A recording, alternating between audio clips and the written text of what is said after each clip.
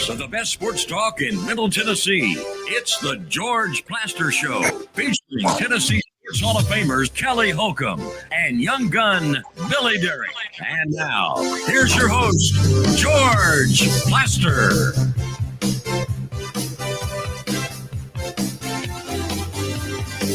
Well, hello again, everybody. Welcome in. Parker, from here on in, you're probably going to be in charge. I am in a car headed to Fort Wayne, Indiana for Greek Orthodox Church kind of stuff. So I'll let you kind of do all the the preliminaries and all that kind of garbage. I'll try my best. I'll try not to get the show canceled or anything. That's good. That's good. I would appreciate it. Right?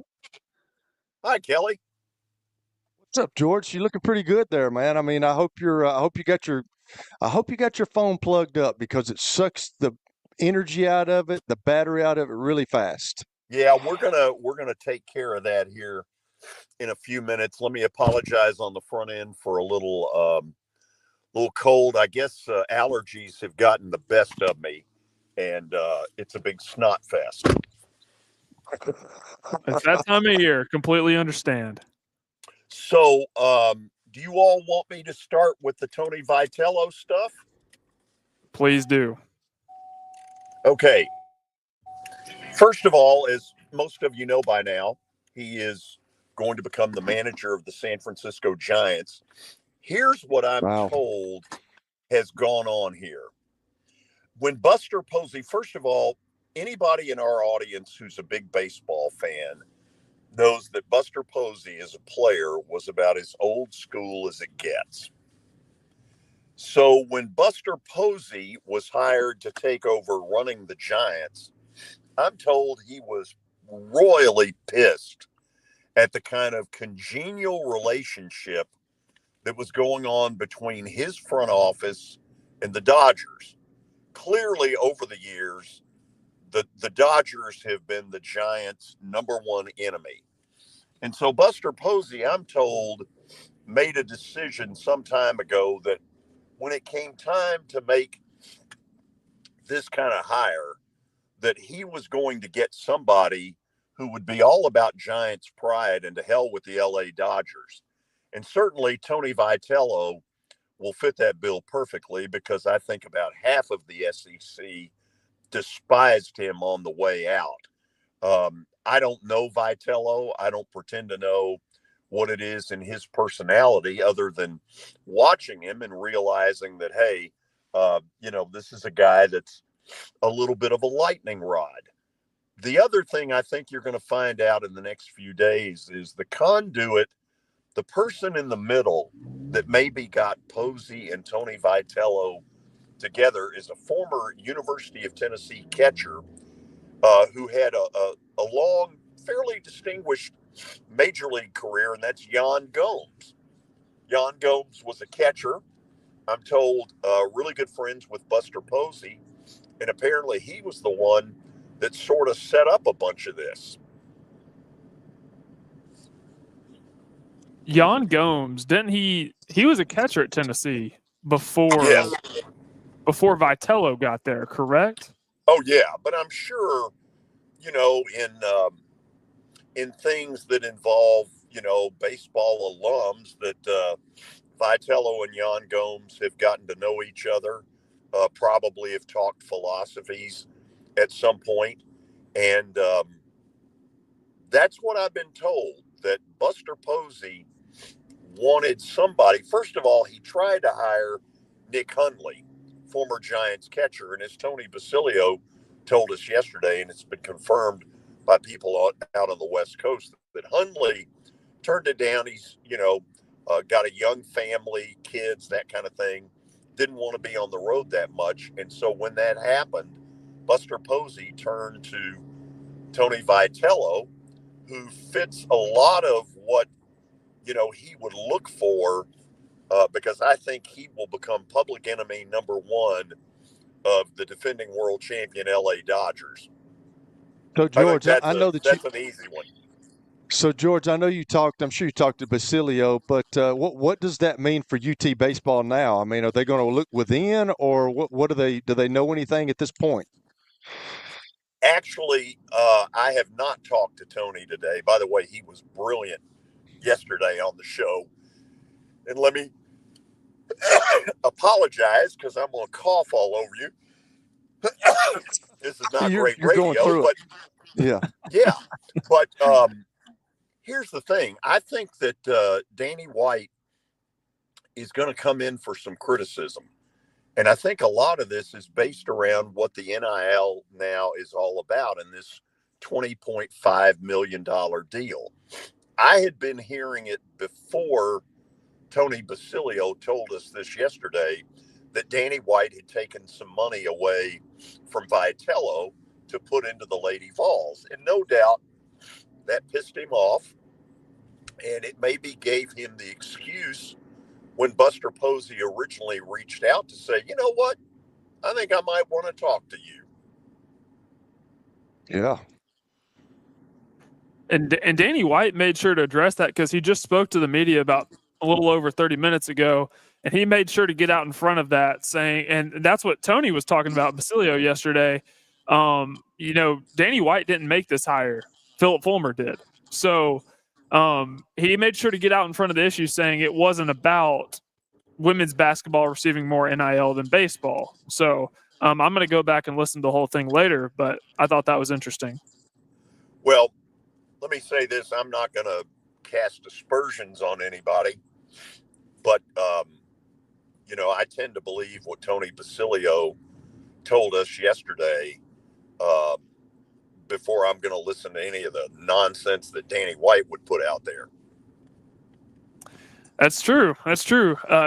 Tony Basilio is good friends with Tony Vitello, so it would make sense to listen to him on this. Yeah, it's interesting because what you've got going on right now is a bunch of the SEC cheering loudly that he's gone because he took Tennessee to places that Tennessee baseball just had not been for a long time.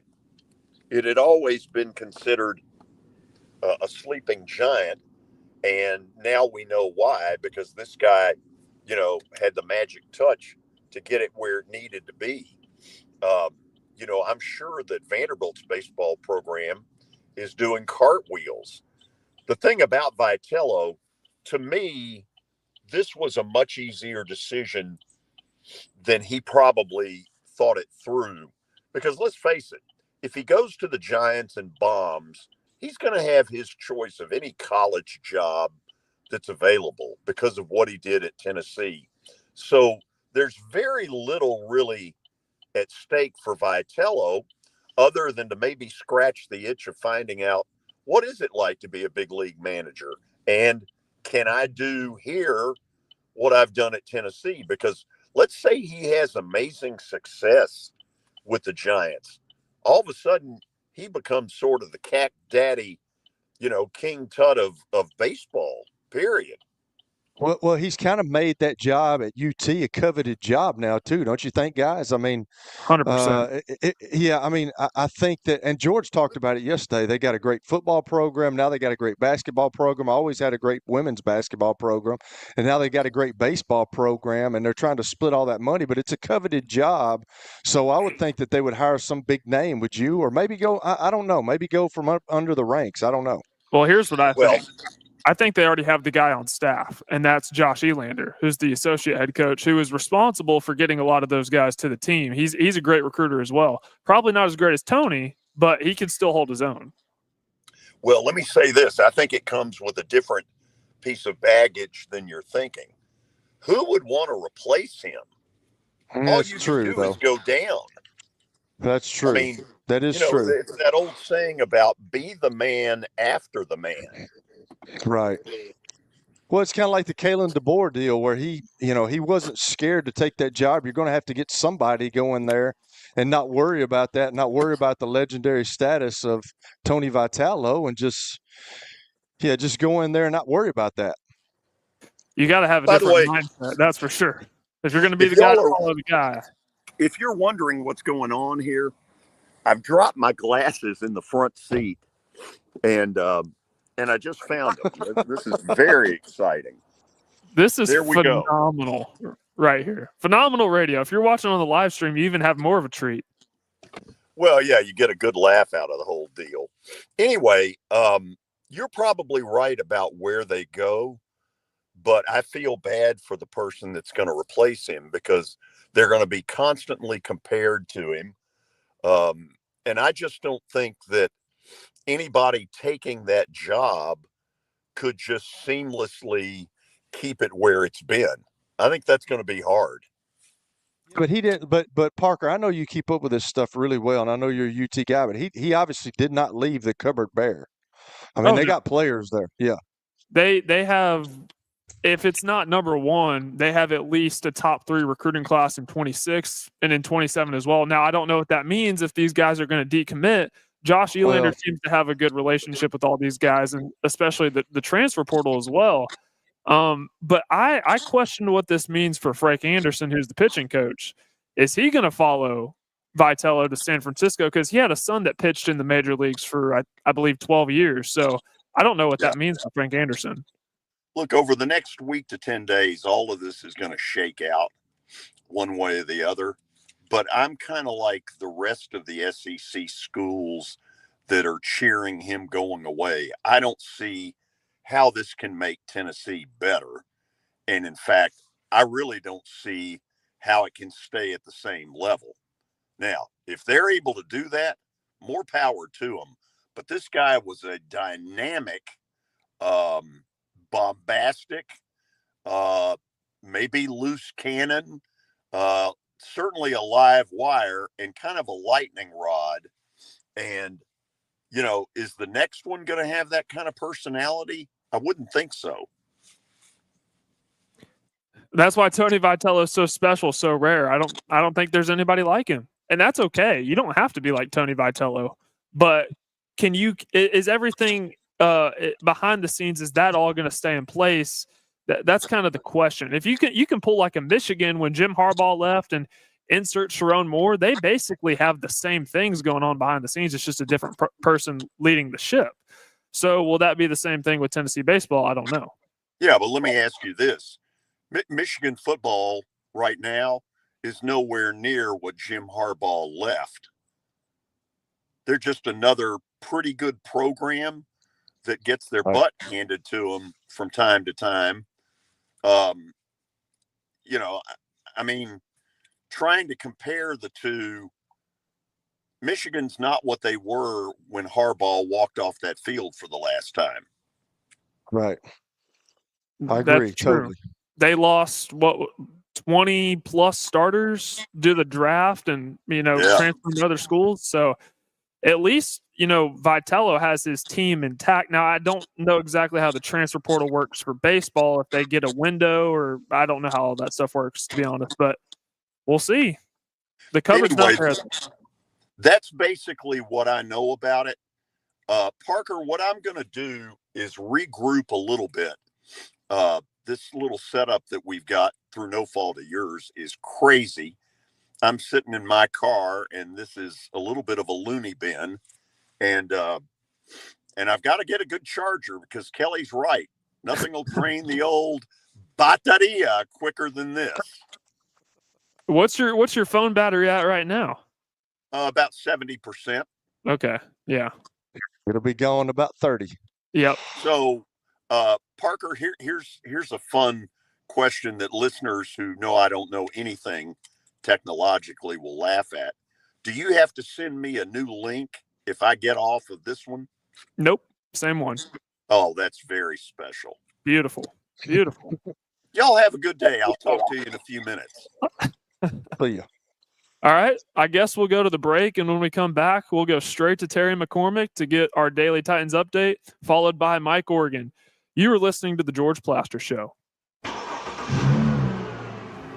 When I got my first car, my dad told me, keep the gas tank full and my number on speed dial. Now parents are telling their kids, save 615-242-9000 just in case. I'm Blair Durham, If you or someone you love is in a wreck, call us. We're here to get you the money you deserve. A golf cart from Mikey's Motors is the perfect way to get around this summer. Whether you're going to the park, the pool, or the playground, do it in a brand new golf cart from Mikey's Motors, Franklin and Murfreesboro. Summertime fun in Tennessee. That's what we sell at Mikey's Motors. Come see how we roll. It's easy to say good things about the folks at Strike and Spare Family Fun Centers. Number one, I trust them with something that's near and dear to me, the Plaster and Friends Celebrity Bowling Night.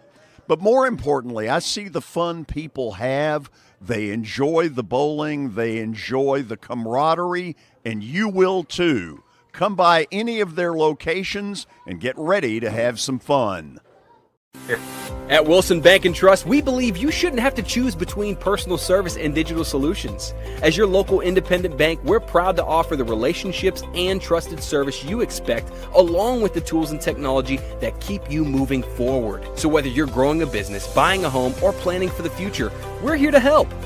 Because this isn't just where we work, it's where we live too.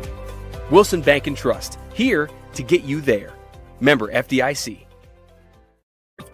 Are you looking for expert medical care in Nashville without leaving your home? Medical House Calls brings concierge-level health care directly to your door. Whether you need urgent attention, ongoing primary care, revitalizing IV therapy, or medically guided weight loss, our experienced providers are just a phone call away at 615-838-2375 or go online, medicalhousecalls.com.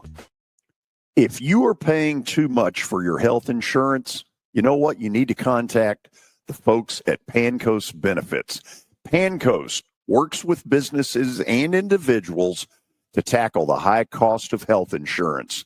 Whether you're a business owner, large or small, self-employed, between jobs, or over the age of 65 and in need of a Medicare plan, Pancoast can help. They make understanding your benefits less difficult and more personal. So check them out today, pancoastbenefits.com, or call them at 615-292-3400. .com or call them at 615-292-3400. ESPN Radio lives here. Your sports live here on ESPN 94.9 The Fan.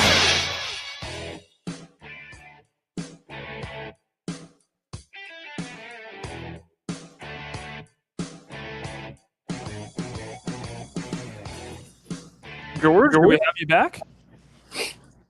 Maybe not. Okay. I thought he popped in for a second. Welcome back into the George Plaster Show. Let's go ahead and head to over at St. Thomas Sports Park. Terry McCormick will give us our daily Titans update. Terry, how are we doing? Doing well. How are you guys? Doing just fine. So George is somewhere in the middle of Indiana right now as he's heading to Fort Wayne, Indiana. He's getting a charger. So it looks like you're stuck with Kelly and I for just a bit. Okay, that's fine. That's fine. What's going on in Fort Wayne? Honestly, couldn't tell you. George just told me he was heading there, and that's all I know. And he's also in the midst of an allergy attack there, Terry, so it's not very good right now for old George. Yeah, it doesn't sound like it. That sounds kind of rough. It is rough. So, Terry, I'm going to go ahead and start things off. Kelly and I will kind of trade off questions here, but I wanted to ask about the Tyler Lockett situation. Do you believe that was a product of, one, the Titans not winning on the football field, and two, the incorporation of guys like Alec Aomanor and Chimdike, kind of this youth movement at wide receiver for the Titans? Yeah, I think that what you hit on there, the younger guys kind of emerging, certainly played a role in the decrease in Tyler Lockett's snaps. And then, like you said, being on a team that's not going anywhere, certainly probably hastened his desire to want to look for another opportunity somewhere else for more playing time and maybe a better chance to win. I don't know how much Tyler Lockett has left in the tank, really. judging from how he played in his 7 games as a Titan. But, one of the things about that is, he could probably, being a veteran guy, go somewhere where there is a really good quarterback for a team that needs help at receiver. Say the Chiefs, who seem to always be shorthanded there, or the Bucks, who just lost Mike Evans. He could probably go to one of those 2 places, play with an experienced top-level quarterback in those situations, and those guys might be able to elevate him more and get more out of him than he was contributing here, because here you're breaking in a rookie quarterback and he's worried about trying to elevate himself and keeping his head above water, and, makes it hard to elevate the entire team. Terry, what do you what has Mike McCoy said? Like, here's the deal. We understand where the Titans are. They're not very good, but they've got to be able to run the football, because Cam Ward is a rookie and he's already pressing, and he's never been in this situation before, and he's trying to make things happen that just are not going to happen this year. He's got to understand that he doesn't have the pieces around him to do that, but he has to have somewhat of a running game. I mean, they went for 39 yards, I think is what I read the other day in that game. So what is he what is he said that they are going to do to try to suffice and try to help that running game? Well, I think that was one of the first things when he talked to us on Monday. He said that he emphasized with the team and the staff is that they have to run the football better, and especially better than they did Sunday against the Patriots. I think part of the problem, Kelly, is this. They are getting – now Sunday was kind of an exception because the collapse didn't come till the second half. But in a lot of these games, they're getting down 14, 16 points in the first half, and you really just kind of have to throw the game plan out the window, and the running game is part of what goes out the window with that when you're constantly in those drop back situations, having to play catch up and things like that, or you hurt yourself with penalties and sacks and you find yourself in constant long yardage.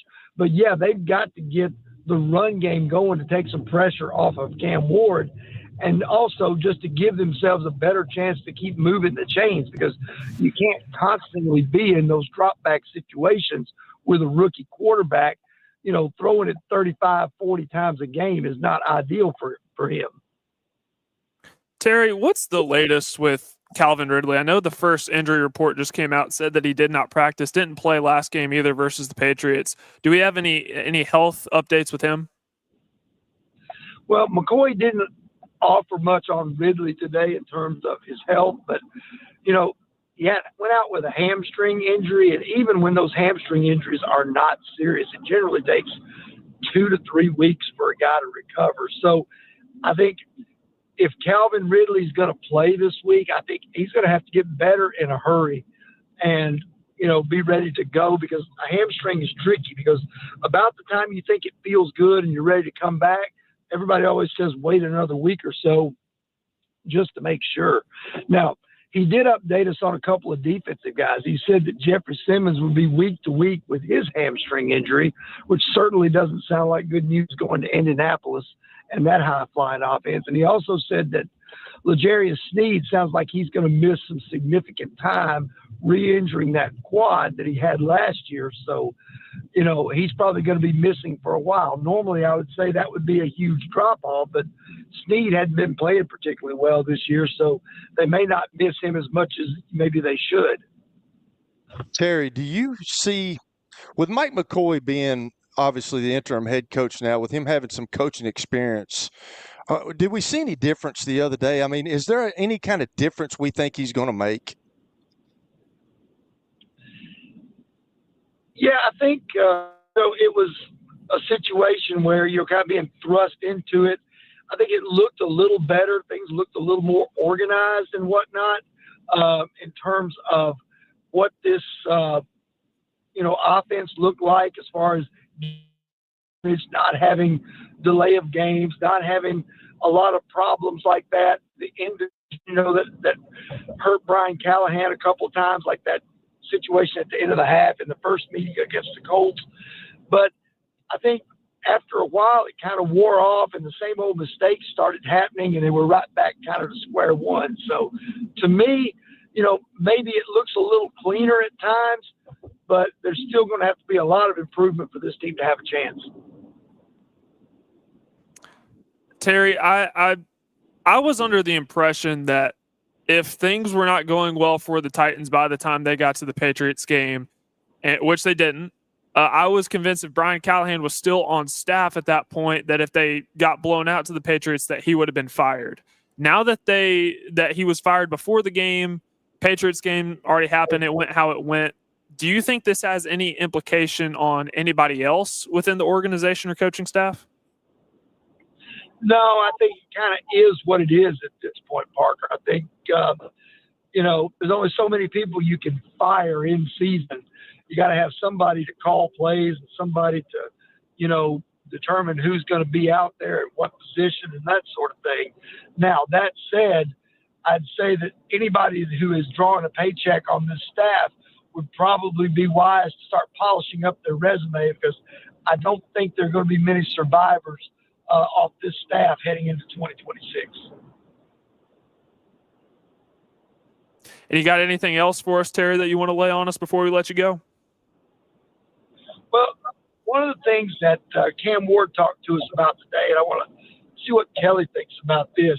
He said that, his mindset is always focused on trying to get the ball out to his playmakers, and I understand that. But I think that there are situations where the pocket collapses, and even Mike McCoy said this on Monday, and things kind of break down, that he needs to start thinking about using his legs occasionally to pick up a handful of yards, to keep them in manageable down and distance, to keep the chains moving and things like that. And he hasn't really done hardly any of that at all. Is there a fine line, Kelly, between when you're playing quarterback? I know you weren't much of a scrambler, but is there a fine line when you have to make that, split-second decision of, okay, I'm going to throw this away or I'm going to check this down versus, okay, I think I see a lane here where I can get 5 or 6 yards? Oh yeah. There's a time clock in your head. You gain it in college. It's probably a little bit longer in college, but when you get to the pros, you have to know that, hey, if my first read's there, my second read's there, and maybe my third read, that's when Tom Moore used to tell us 1, 2, 3, throw it into the stands. But you have to have a clock, and you have to judge what's going on with your line, with your offensive line. I mean, they're right now are really porous, and they're having problems protecting. And I just think Cam Ward is in a situation right now, Terry, where he's never been in this situation, and he's trying to make things happen that are just not there. And they're not going to be there this year until he gets some more people around him and until he gets some more blocking. Now, I will say this. I saw a couple of times where they kept Gunnar Helms in there and let him kind of chip and stay in front of the guy and then turned him over to the right tackle with J.C. Latham. That was the one I watched. It'll give you just a split more time. Now, you're going to lose a receiver, but, sometimes those tight ends get lost in all that. But yeah, I kind of agree with you because I wasn't a runner. I don't like the running QBs, but with the way that this team is right now, and I'm not sure that, if you want to be honest, I'm not sure Cam Ward's built that way either. I mean, he's got athleticism, but he's more of a pocket passer, and he can move and he can move himself around to buy himself a little bit more time to look downfield and to try to find a receiver. But he is athletic and he can run, and he is a big kid, so he may have to rethink about things that he's doing and maybe get some first downs by running the football, because I think that probably could help the Tennessee Titans in keeping in manageable third down situations, because we all know you got to do good on first down. But third down is where the game is played. And if you're really good on third down, you're going to win games. But when you're 3rd and 12, 3rd and 13 in the National Football League, your percentages of getting that are way down, and you're not going to win very many games. So I'm kind of with you, Terry. I think he needs to scramble a little bit more. I can't believe I'm saying that, but I think that would help the Titans stay in manageable situations. Yeah, I think so too, Kelly. I mean, like you said, he's a pocket passer. I'm not asking him to be Michael Vick. I'm just asking him to, 1, protect himself, and 2, take what's there, even if what's there is a 4-yard run. Agreed. Totally. Absolutely. Terry, appreciate you so much coming on a little later than normal, but nonetheless, we certainly appreciate it, and we'll talk to you tomorrow. All right. Sounds good. That was Terry McCormick with Main Street Media giving us our daily Titans update. Let's go ahead and head to Mike Oregon with the Tennessean. We got a busy show today. Lots of guests. We'll head to Mike Oregon. We got a lot to talk about, and I wanted to ask him about the Music City Bowl getting a new sponsor. Mike, how you doing? Good. How you guys doing? Doing What's just up, Mike? fine. So George is somewhere in the middle of Indiana right now. So he's trying to figure out his phone situation. So I apologize. You have to listen to Kelly and I pamper you with questions. George probably left his Rolodex back somewhere. And, well, you probably don't even know what a Rolodex is, so never mind. I'll just For the sake of conversation, I'll act like I do. Okay. He probably left his Rolodex and doesn't have the number. Yeah, that's probably the case.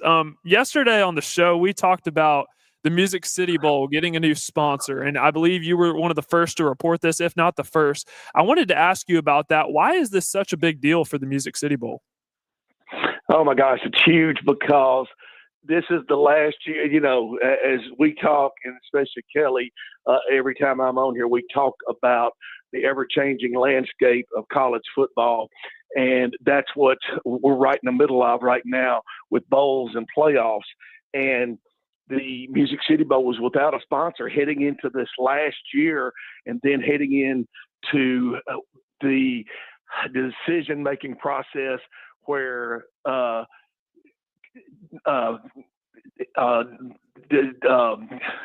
NCAA leaders will make decisions about who gets bowl games, who keeps bowl games, and who gets which bowl games are included in the playoff structure.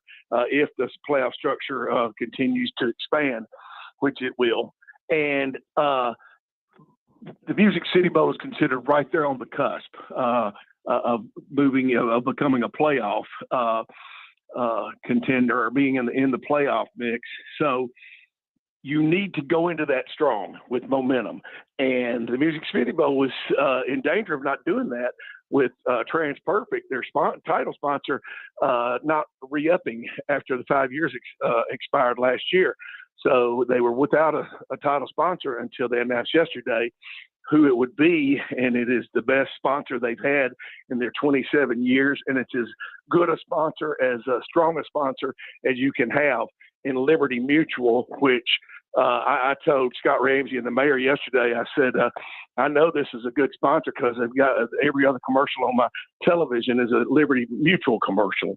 So you're talking about a Fortune 500 company that's been around 100 years that basically has unlimited resources that you will be aligned with when these decisions are made about which bowls move into the playoffs, and just moving forward with all bowls contending against each other anyway.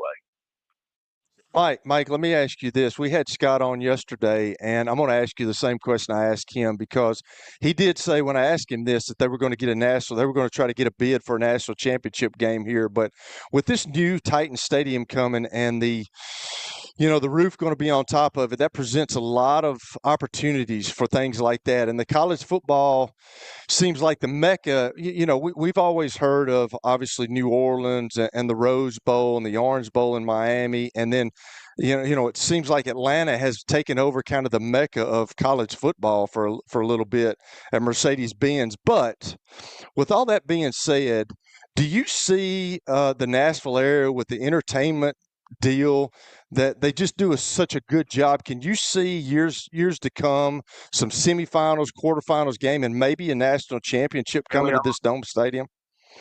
Oh, absolutely. I think Nashville is now positioned. It wasn't before, but this was the final piece of that puzzle, Kelly, because you already had the stadium coming up. It's crazy. I don't know if people know it. from what I'm told, 1,400 people work on that stadium every day, 7 days a week. It's coming up fast. It's going to be spectacular, and that's a huge piece of your puzzle. And then the other piece, more specifically for the Music City Bowl and for any hopes of a national championship, would be a good, strong corporate partner, title sponsor. And I can't imagine anybody better than Liberty Mutual. I mean, the company just is on such solid stand. You know, we've always heard, look who has the biggest buildings in towns. It's banks and insurance companies. And to have them to rely on with the resources they have, I think it positions you just perfectly for a playoff. I don't know the window right now. Scott may have told you guys yesterday when it opens up again, 31 maybe or something like that, or 30. But I think that Nashville's in better position than it's ever been right now. You talk about the position Nashville is in, especially with college sports. And speaking of that, we have a top 10 college football team. I don't know how many people would have guessed that Vanderbilt would be in the top 10 in football 5-10 years ago, but they are. And they host Missouri, another top 15 opponent in Nashville, back-to-back weekends. College game day will be here. What does this mean for Vanderbilt as a whole? Yeah, that helps too. I mean, you had three FBS teams in this state before Memphis slip up last week that were top 25. That helps. Vanderbilt, with all that's going on with a legitimate Heisman Trophy candidate in Pavia, and with what Clark has done, is the feel-good story of the year for college football.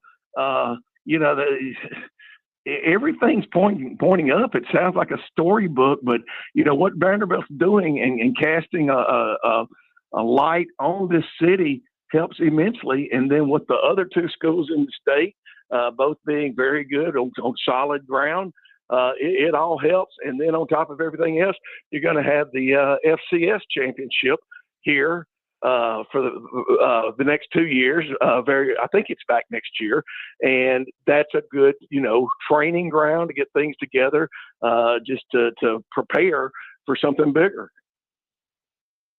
So Mike, you brought his name up, and I was going to ask you anyway. Parker took my question, but Diego Pavia, can you believe the kind of turnaround that he's made, not only on this football team, but this community? He's got people believing. And is he the best quarterback that Vanderbilt has ever had? I mean, you look at Watson Brown, which we have on here, who played a long time ago. We look at Vitello. We look at, guys from old. With what he's done these last 2 years, has he submitted himself of being the best Vanderbilt quarterback ever? Well, it'll be each person's opinion, but in my opinion, Kelly, yes, going all the way back to Bill Wade in the 50s, to Mike Wright, to Whit Taylor, to like you said, Watson, to Jay Cutler, to Kyle Shermer, who has all the records. Kyle has better numbers than Cutler put together, but no. As far as having the tools on the field, and then above everything else, this is what he does better than anything else, is makes everybody around him better. Jay Cutler had great talent, great skills, but he didn't make anybody better around him.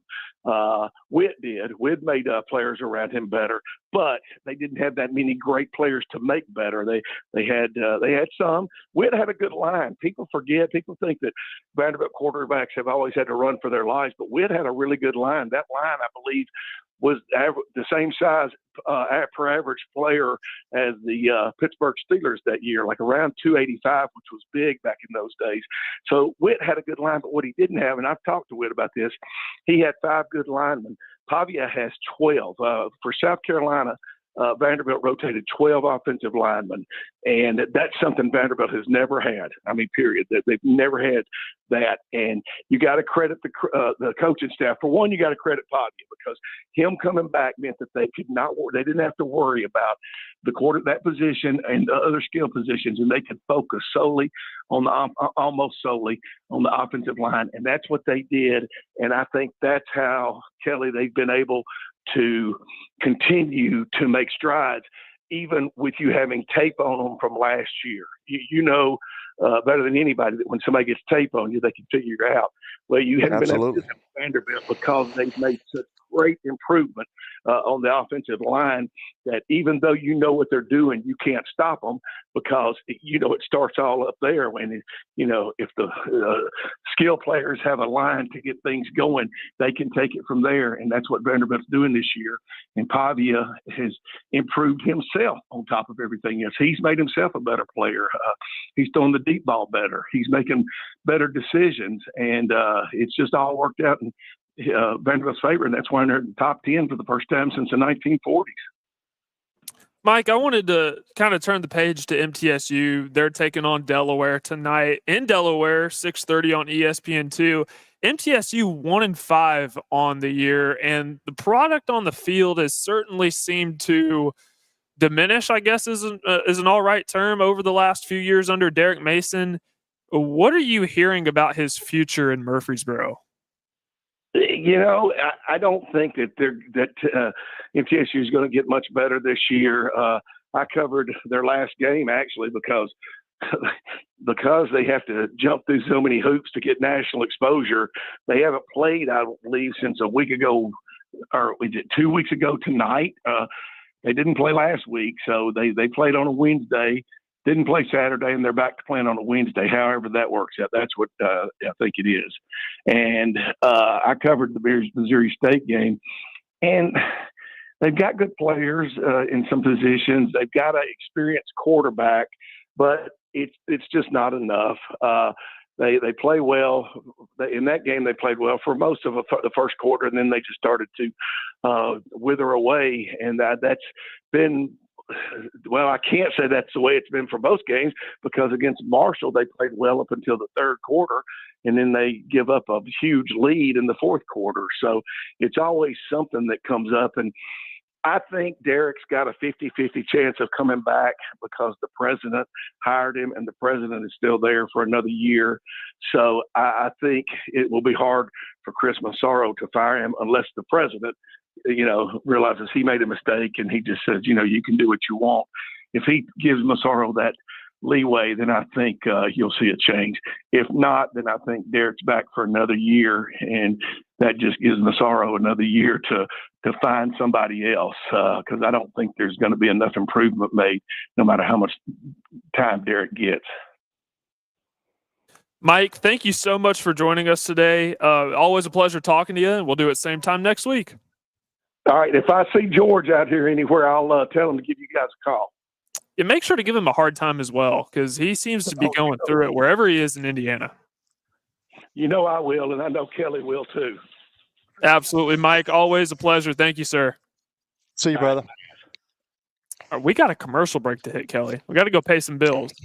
I know. We'll be right back on the other side. You are listening to The George Plaster Show. When I got my first car, my dad told me, keep the gas tank full and my number on speed dial. Now parents are telling their kids, save 615-242-9000 just in case. I'm Blair Durham. If you or someone you love is in a wreck, call us. We're here to get you the money you deserve.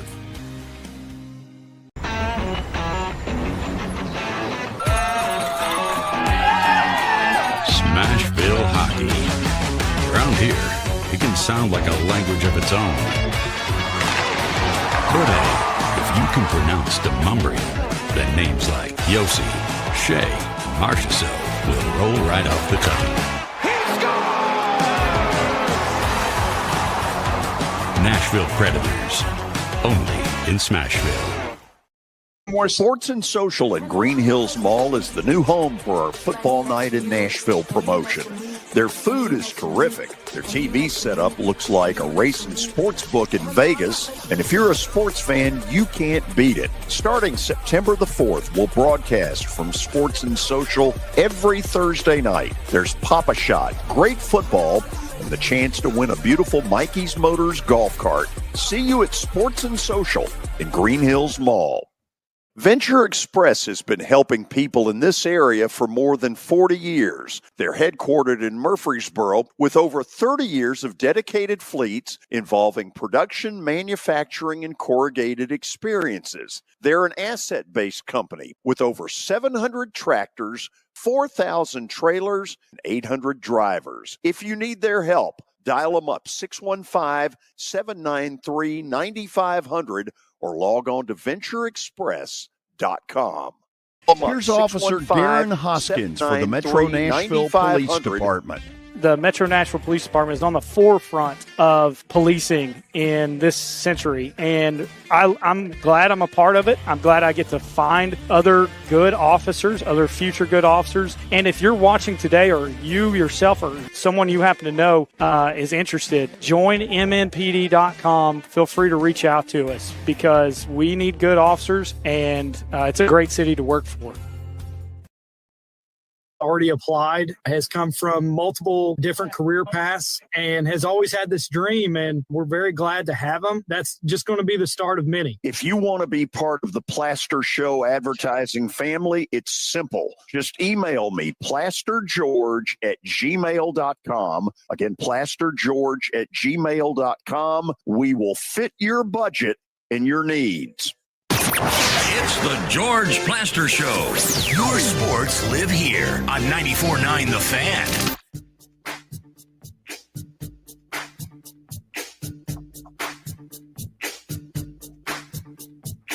Now, this is a good song, Kelly.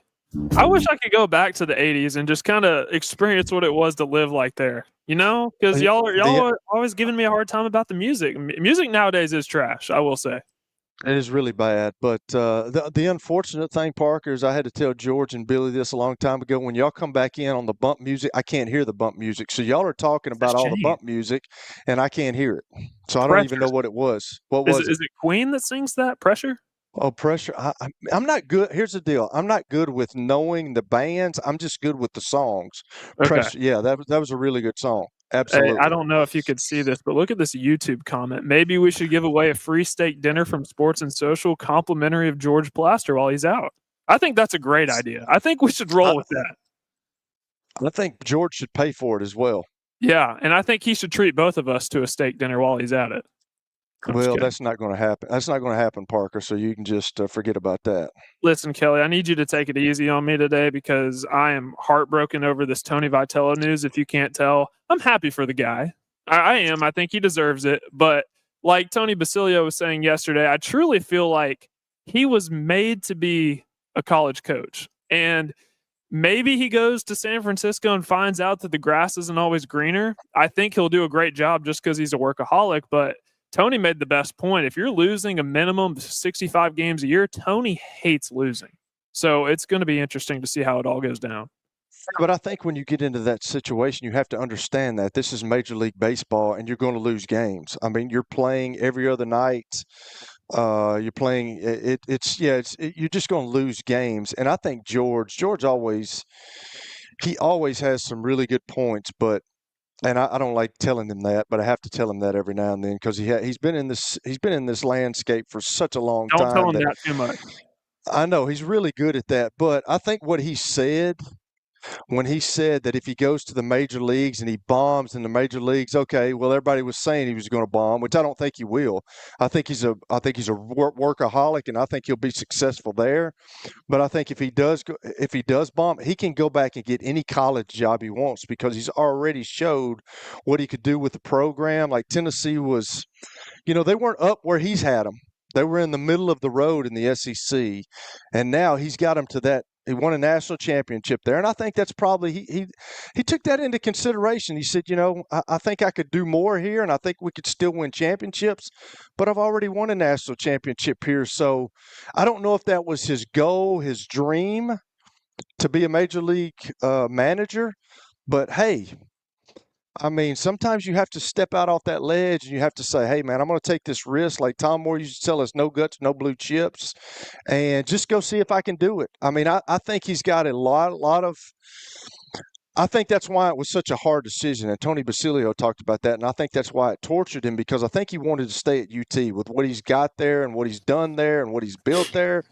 But like, I think that he probably is thinking, I'm not sure I can do this, but I want to see and I want to try if I can to take this to be, like George said yesterday, to be kind of the trendsetter of being a college coach, going to the major league level and seeing if I can be successful. And I think that's what drew him to that. And yeah, I mean, Kelly, we're both football people, and it looks like we have George back on, so he can definitely help us out with this. But even myself, like I admit that I'm a casual baseball fan, but having a guy like Tony Vitello in Knoxville, to the school that I root for, it made me really follow the baseball team because I love Tony Vitello so much. And he was able to bring casual baseball fans, and he was able to grow that Tennessee fan base, because before he got there, I mean, I think they made the World Series one time. So he's a good baseball coach, and he lives, eats, sleeps, breathes baseball. So I have no doubt that he's going to be successful. George, you joined at the perfect time because Kelly was just giving you a compliment. You know, I heard all of this stuff. The truth of it is I never could figure out how to get out when I needed to get out, which probably tells some people some things. But I heard all of this nonsense over the last 25 minutes.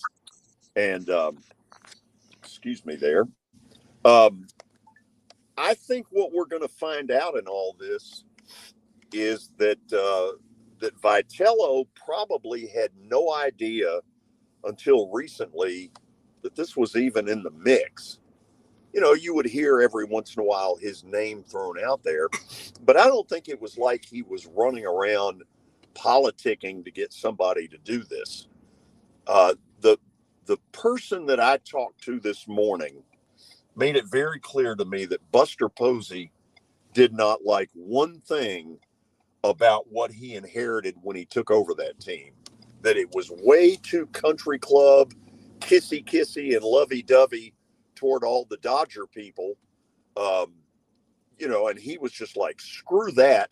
They are our big rival.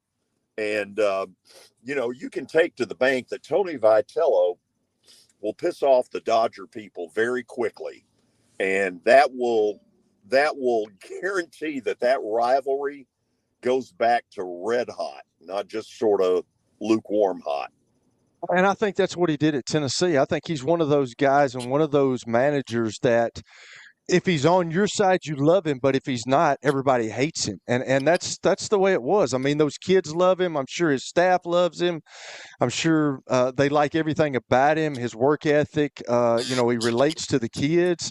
But like everybody that's out of the organization, they can't stand him because they were successful. And I think, man, I think obviously Buster Posey, he wanted to shake things up, and I think he's picked a pretty good dude because, you know, from things I hear on the outside, I know George, you hear more, and Parker, everybody hears things, but like this guy is a go-getter, and he's going to shake that organization up, and it's going to be interesting to see what a college coach does at the major league level. Ask Arkansas and LSU fans how they feel about him. They'll tell you.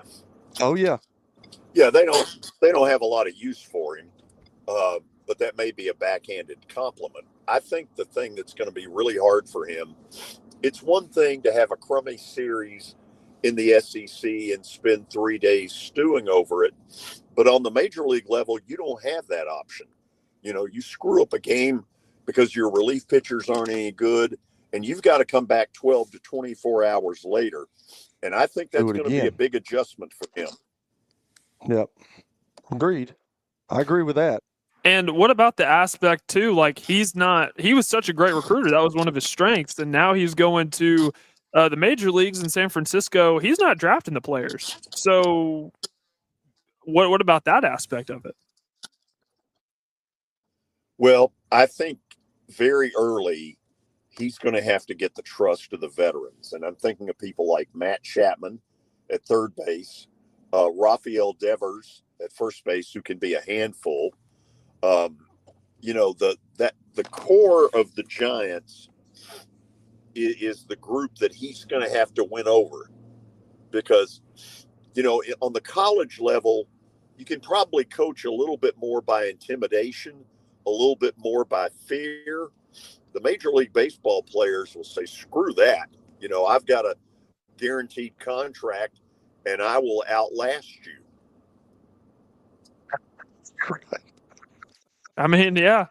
I think that dynamic will be interesting because you go out and you recruit, and if you're committing to a guy, that means that you want to play for him. Well, the Giants didn't choose, or the Giants players didn't choose Vitello. That now they may love him when he gets there. I'm sure they will, but earning the respect of those guys, that is going to be a completely different dynamic. Well, this is new territory. Absolutely. George, you want to head to the break? You good? You got any last thoughts? Do you have a charger? You know, I do.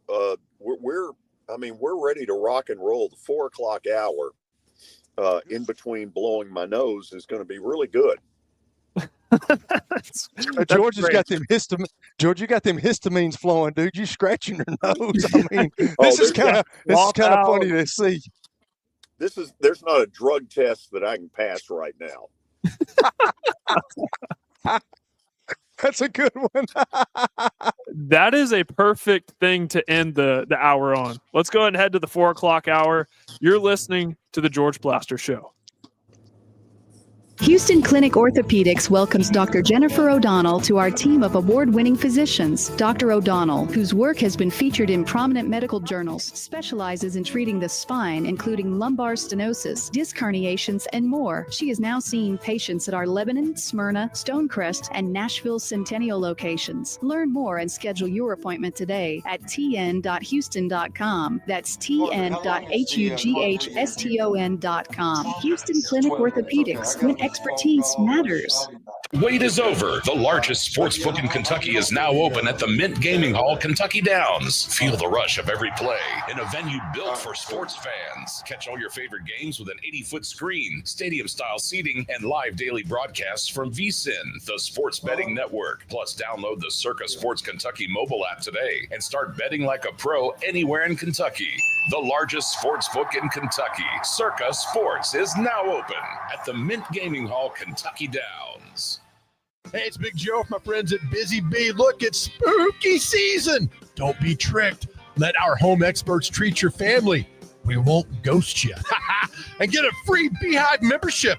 All you have to do is carve a pumpkin of Buzz the Bee, then post and tag Busy Bee on any social media platforms. I'm a member.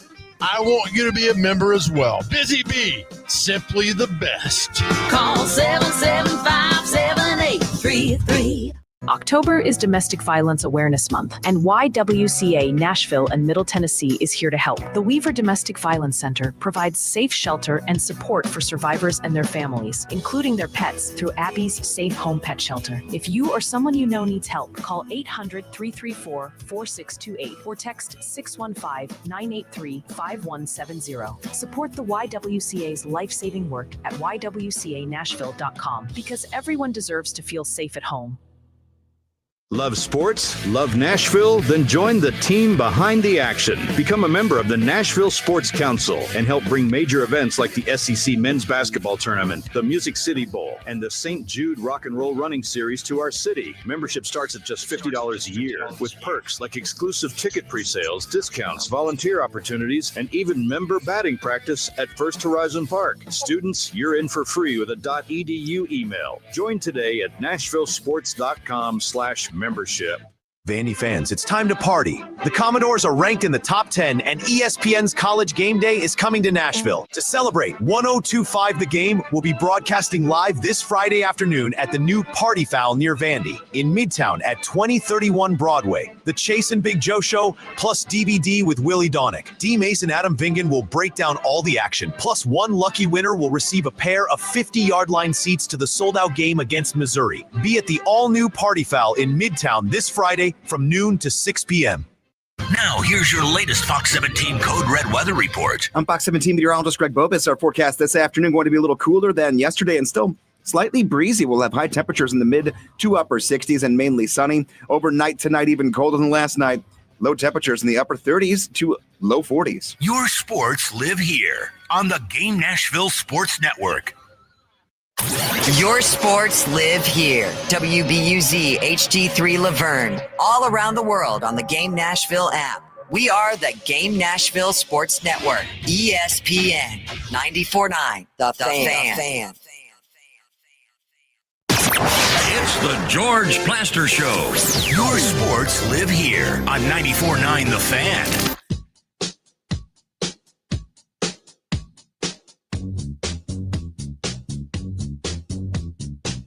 Now time for our stat of the day, brought to you by Apple Collision Centers. Diego Pavia is looking to be Vanderbilt's second ever Heisman finalist. Who is the only other player with this honor? Well, I'm going to assume that it's Bill Wade, because if you give me Eric Jones as the answer, it's not true. He was not invited to the Heisman Trophy ceremony his year. Kelly, I'm going Bill Wade because I honestly don't know anything else. Yeah, that's kind of who I was going with. You know, the headliners are Bill Wade, Whit Taylor, Watson, and Jay Cutler, and maybe the Shermer kid. But I would have to say Bill Wade as well. Show us Bill Wade. Eric Jones, 1988. Hold on a second. That is not true. Oh, George is throwing the challenge flag. Challenge flag. I'm not Tell him, throwing George. The challenge flag. I know. When Okay. you say Not a true, huh? finalist, you're talking about somebody who is invited to New York, and Eric Jones was not. And you said Bill Wade. Well, first of all, Vanderbilt's never had anybody, to my knowledge, invited to the ceremony in New York. Go back and read the question again. All right. Diego Pavia is looking to be Vanderbilt's second ever Heisman finalist. Who is the only other player with this honor? Eric Jones was not a finalist. Well, I just looked it up and it says the University of Vanderbilt has no Heisman finalists, or has had no Heisman finalists. So it sounds like we need to take this up with Ty, is what I'm hearing. That's what I'm hearing as well. Either that or Ty needs to take that up with us. Yeah. I like the first option better. I think, Kelly, that we should be given credit for a correct answer. That's correct. I We agree can do with that. you, George. We can make that happen. Absolutely. It's none of our fault Absolutely. anyway, so Way to go, George. we'll just count Sick it as and a all, win. man. Hey, you're Shut up, fighting baby. through it, dude. Battling. Power to the people. Power to the people, Hoss. You're up in my old state, Indiana. Uh-oh. George is froze on us. He's frozen on us. That is a perfect time to go to the Clark Lee interview, brought to you by Pan Coast Benefits. Here's that interview now. Buzz around your program right now. It is absolutely incredible. You beat a top 10 team at home last week. First time that your team has beaten a ranked opponent since 1990. You got College Game Day coming into town. You're welcoming another top 15 opponent to Nashville this weekend. When you took the job back in 2020 and you had this vision, this idea to bring national relevancy to Vanderbilt, how do you see that kind of coming into fruition now? Well, we're playing big games on big stages, and that's fun. I think it's fun it's certainly fun for our team, to feel like we have some control over where this season goes, and we have to focus each week on playing our best. Every snap matters, it's just, this is what you sign up for. But obviously it's fun for our community too. And we're starting to feel kind of the growth of this, the birth of this new kind of Vanderbilt football energy that comes to the stadium and expects to win, and none of it, we're not entitled to any of it. We got to earn it. We got to work for it. And if there's anything that we've learned, it's that what we experience now is a lag effect of investment from, 6 months ago, a year ago, so on and so forth. So we got to continue to pour in and invest every day to make sure that we can continue to level up the way we play on the field. But we appreciate the moment we're in. We're grateful for it. We're enjoying it. and we're working really hard to keep momentum going forward. And obviously, your quarterback Diego Pavia is a big talking point, not just here in Tennessee, but nationally. And there aren't enough words to describe how important he's been to the program. You and I both know that. But on third down in the game versus LSU, Diego Pavia, it's Houdini. That's the best way to describe it.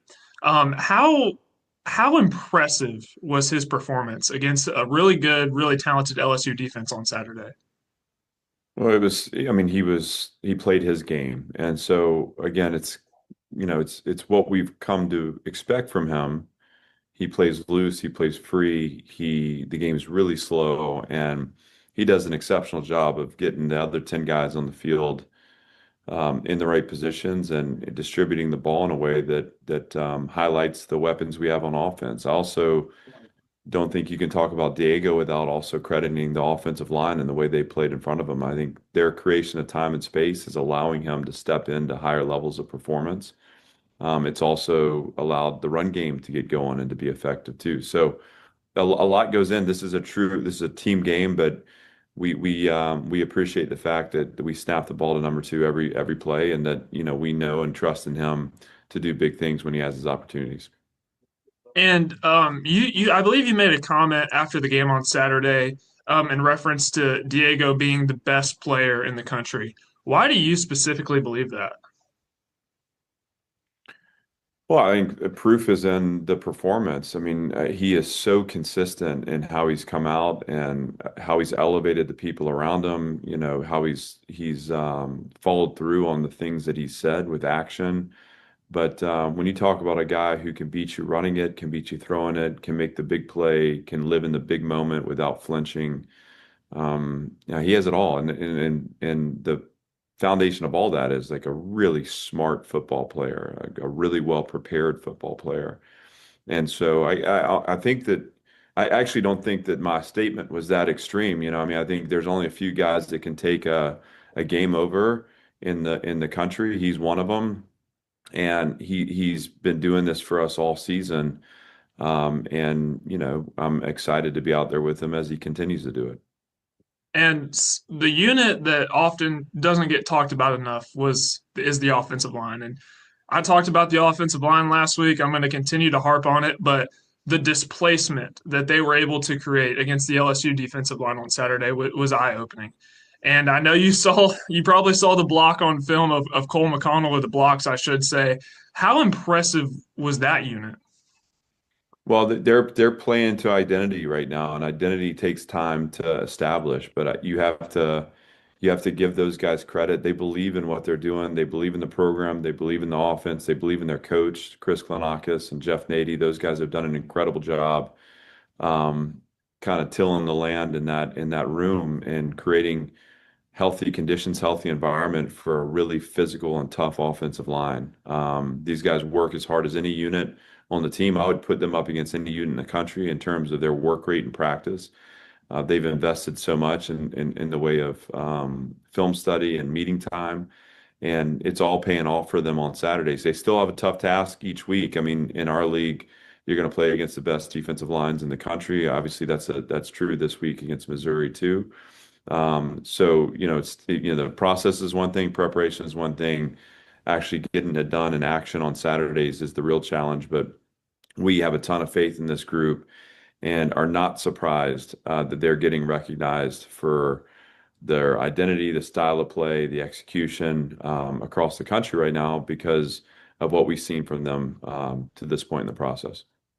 And now you're moving on from LSU to Missouri this week. And if I'm just being honest, LSU doesn't have the best running game. That was on full display Saturday. But now you're preparing for Missouri, who has one of the best rushing attacks in the SEC and even nationally with Ahmad Hardy, Jamal Roberts, guys like that. How have you been preparing for that aspect of their game, what they bring to the table throughout practice this week? Well, it's hard to. This is an offense that has a real identity in the run game, and this has been the case, for 5 years since I've been here. So they're going to feature the stretch rushing attack. Hardy is really good at running it. He runs through arm contact. He has great balance. and can break explosive runs. So really talented player in a really challenging scheme, and we'll do the best we can and have done the best we can to simulate that and to try to put our guys in the positions, both in call but also in the fundamental technical parts, to give ourselves a chance to bottle it up. I mean, that is a tall task. And just like with any good offense, we're not going to go through Saturday unscathed. I mean, they're going to get plays, they're going to get yards at times. You know, can we down our mistakes? Can we defend every blade of grass? Can we put ourselves in position over the course of a drive to get off the field or to force a field goal? Those will be the keys to the game. But there is no doubt that stopping their run and limiting their rushes will be a huge part of our formula to win.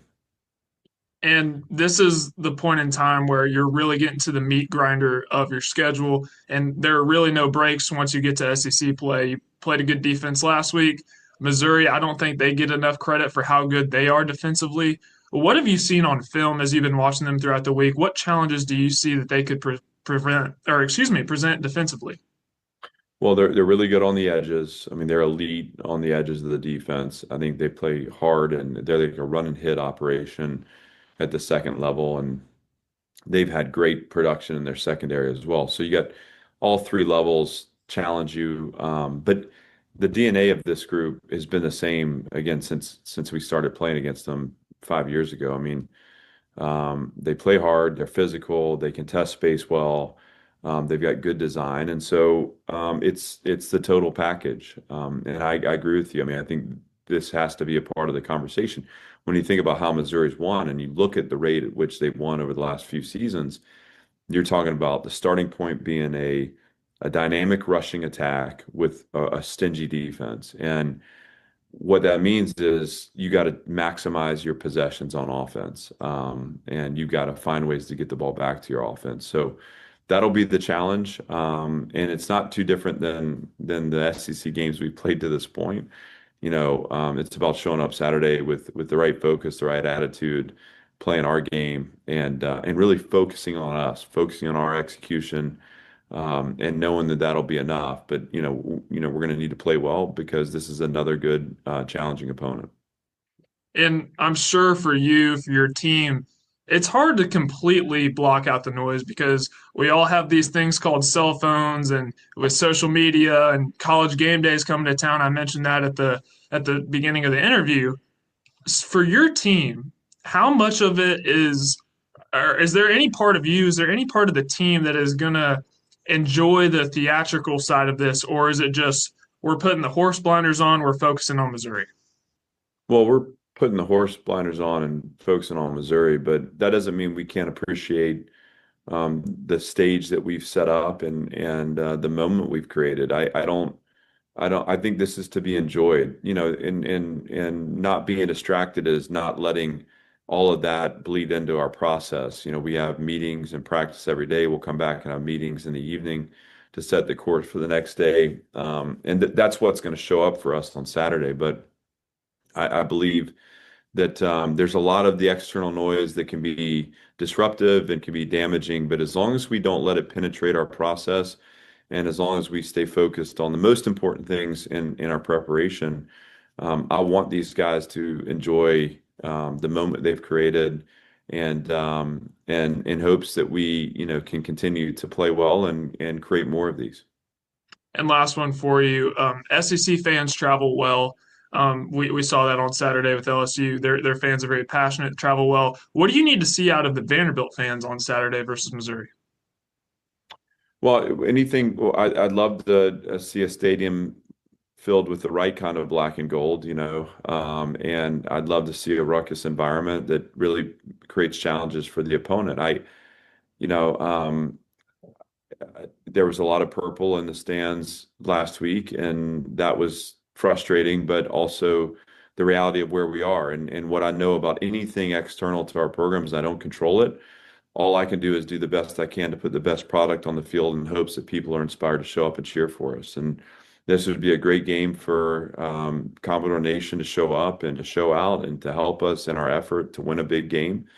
And yet, my focus is on our team and the choices we make through our preparation, our process to be ready when the ball's put on the tee. And so would love to see the type of environment that I know we can create at First Big Stadium. I appreciate our students for showing up and for always being there and cheering us on.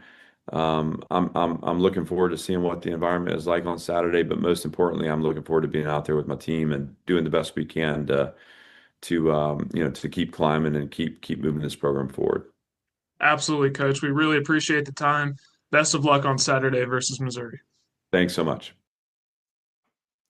There you have it. That was our interview with Clark Lee from earlier today. We're going to go ahead and head to a quick commercial break. We'll come back on the other side. We'll open up the phone lines, and we'll recap everything that Clark Lee had to say. You're listening to The George Plaster Show.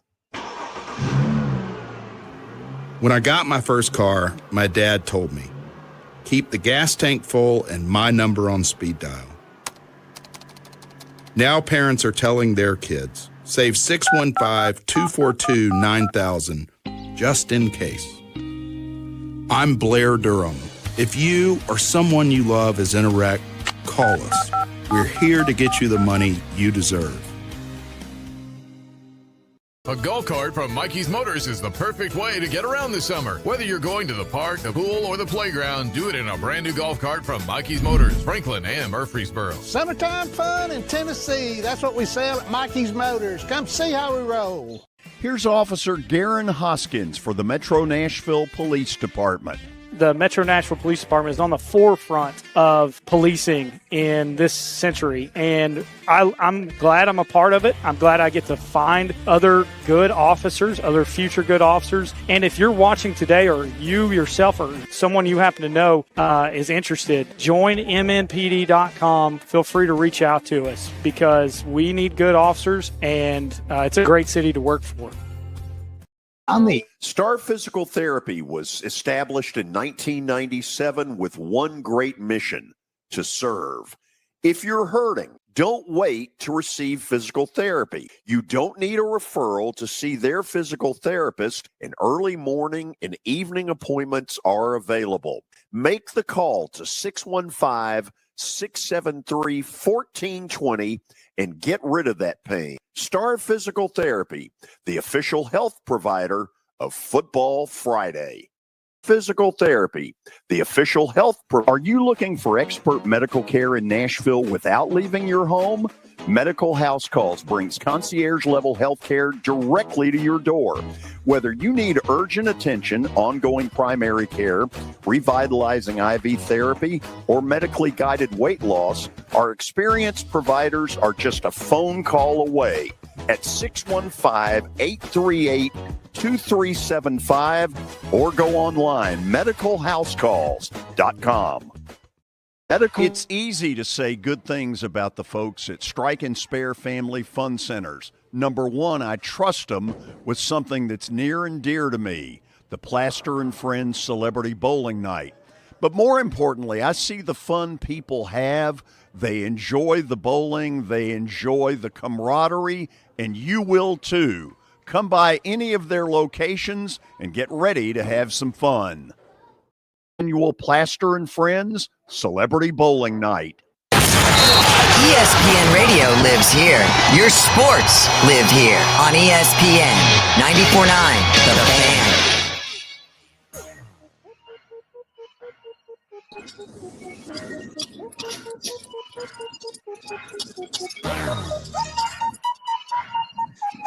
I can confirm this is not 80s music. This is very new school music. Hopefully you like it, George, if you can even hear it. Welcome back into the 4 o'clock hour. We just finished up the interview with Clark Lee. We're going to take some callers. I already know we have at least one on the line. That number is 615-759-9949. Again, it's 615-759-9949. What do you usually call for, George? Red-blooded Americans? Oh, absolutely. We need them. We need some red-blooded Americans. Let's go ahead and head to our phone lines. Tony from Nolensville. How are we doing? Good afternoon, Parker. George, I hope you feel a little better this evening. Get you some antihistamines in you. You'll be all right, buddy. Atta, baby. I'm sure going to try. Kelly, and it's good talking to you. Parker, you're not Appreciate going to like what I'm fixing to say here, but you know what? Vitello, good riddance. We won't miss you in the SEC. I wouldn't be all surprised Sankey didn't send $10 million out there to Buster Posey and told him, get him out of our conference. Because any coach that condones and lets his players cuss umpires, cuss other players as they round the bases, flip off other fans in the stands, and he condones that and let that happen. No, we don't need him in our conference. He's a good coach, but goodbye and good riddance. Hope you don't come back to our conference, be truthful. So, with that being said, and I guess I've got everybody fired up, touching on the last part of Brian Kelly and LSU this past weekend, Brian Kelly needs to keep his mouth shut, too. He tried to play it off about money. He give Vanderbilt a little credit, but he wanted to talk about money this and money buys players and blah, blah. Brian Kelly had all the talent in the world at Notre Dame. He couldn't win a title. He's had all the talent in 4 years at LSU. Can't win a title. He bragged about his quarterback early year was going to be the leading candidate for the Heisman. Well, he's the furthest thing from a Heisman candidate. And with LSU, either your three previous coaches all won a natty within 4 years. This is his fourth year. You're not going to be close to winning one. So if they fire your ass down there, goodbye, good riddance. You can get going too. And for Mark Stoops up there at Kentucky, who had the best coaching-friendly buyout, where you had to pay $39 million up front, and it had to be paid in 60 days. Guess what, Stoops? There's a lot of bourbon and horse money in Kentucky. And the way these coaches are getting fired now, right and left, and all these buyouts, guys, we're approaching we're over $100-something million now in buyouts, and we're not through. There's going to be some other coaches on the hot seat. And if you didn't hear this today, the longtime official, SEC official, Ken Williamson, he got suspended permanently today from the SEC office for his, I think it was 8 or 12 bad calls in the Auburn and Georgia game. His crew did. Oh, wow. And he has been permanently suspended by the SEC office. So we've been talking about the officiating, how bad it was getting, how it continued to get worse, how there was a lot of certain calls. It's like two sets of officials out there. One team gets a lot of calls, the other team don't. Well, it's obvious it's been mentioned that today with him being Tony, fired. So, Tony, let me ask you a question. With all these coaches getting fired now in college football, who's going to replace them? Kelly, I think they'll go down either maybe mid-major, maybe some of your OCs. It's always been a given, you know this, and we all do. Everybody always goes and looks at the next OC or DC that's really done something. In this case right now, I think people would start looking at Indiana's OC or DC. I think they'd look at Georgia Tech's OC or DC, somebody in those neighborhoods. I think some schools are going to go after the name coach. I would not be all surprised that Shane Beamer ends up at Virginia Tech. I just keep saying that. I think Florida might be looking at James Franklin. That could be a thing. It might not be. So I think there's going to be a lot of named coaches out there, and there's going to be a lot of OCs and DCs. Guys, think of this in this football season. Just real quick, and I'll get off here.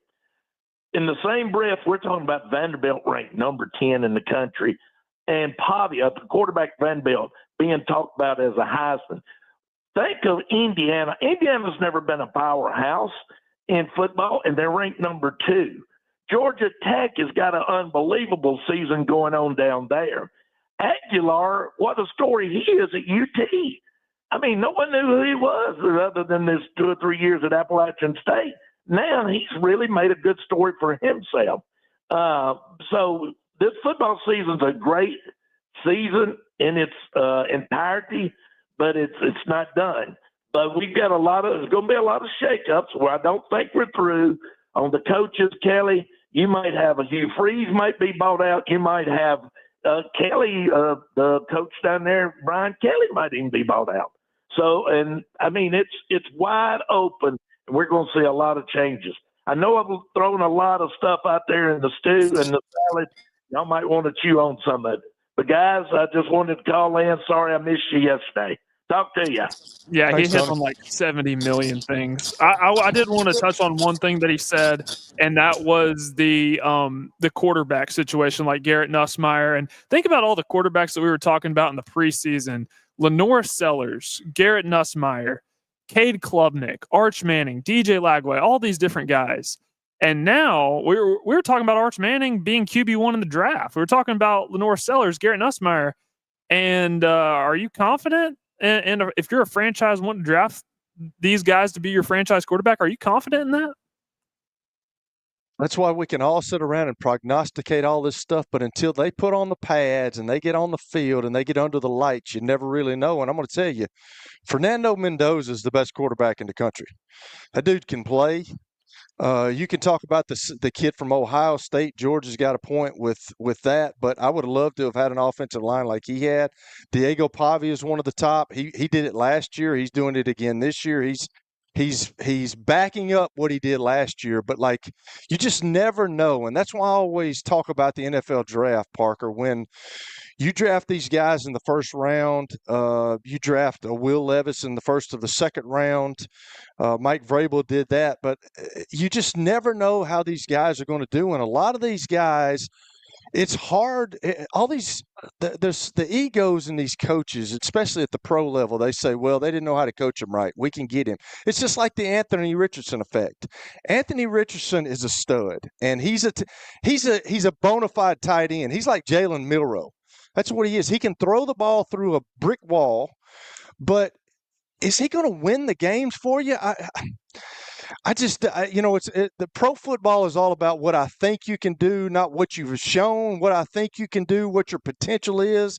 And one of my good friends said, I had a coach tell me a long time ago, when somebody talks about potential, that means you ain't worth a you-know-what right now. And I think that's what the National Football League does, and I don't think they're very good at it anymore. And I just, the reason I asked Tony that question is because, for one, the fundamentals and the coaching of the game are going down, and we're seeing it everywhere. Now, it's still a good product, and that's what these young guys your age, Parker, want to see. I like seeing a Fernando Mendoza stand in the pocket and make throws. Oh, I do but too. I love it. The game has changed. Yeah, because you're a quarterback, but the game has changed, and I understand that. But with these coaches, they're hiring coaches that don't know what they're doing. And they don't have a clue. They know how to it's like they're like the YouTube coaches. They get on YouTube and they look at all these plays and but they don't know how to coach those things. And I'm worried about the game of football. I've said it since I started on here. George knows this 3 years ago. I'm worried about the game of football because I think the product is really good right now, but how long is that going to last? George, are you back with us? I am. It looks like I'm going in and out, and I apologize for that up here in Indiana. But I'll say this, and maybe this is the last thing you hear from me.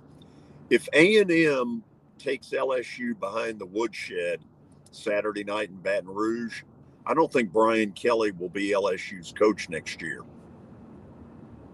I think you're probably right. I happen to agree with that 100%. The thing about Brian Kelly with LSU is there's no, and Kelly, you'll probably back me up on this. There's no balance. They wasted Jaden Daniels' Heisman year because their defense couldn't stop a snail. And now their defense is really good, but their offense, they can't run the football. Garrett Nussmeier is out there playing hurt. And it's like you finally get a good defense, but your offense falls off. And it's just there's no type of balance. And I've said this before. If you're at LSU, one of the biggest crimes is not being able to run the football. That has to be one of the biggest crimes.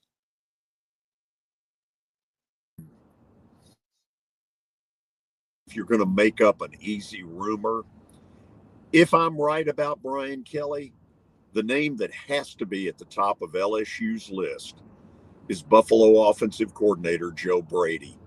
Brady masterminded with Joe Burrow their national title run under what's his name? Suddenly, Ed I can't. Ogeron. Thank you. That was a senior moment, and you're going to hear a lot about Brady coming back to LSU. I just think it's a natural. Yeah, I think you're right. He had some success there, but he also had success because Joe Burrow is a difference maker. Now, he's getting the injury bug in Cincinnati, and that's not boding well for him. But the guys, I know. And, it's their fault for not getting an offensive line. They've had the opportunity, and they think that he can just keep doing what he's doing because he had an MVP-type year last year, and he had no offensive line. So, but, yeah, I think Joe Brady's one of those guys, but I think you're right, George. It's just something about Brian Kelly. He's kind of a hothead. I don't know. I thought it was good that he gave up the offensive play calling, but it seems like it really hadn't materialized in what I thought it would materialize in. I don't think they're getting much success with it.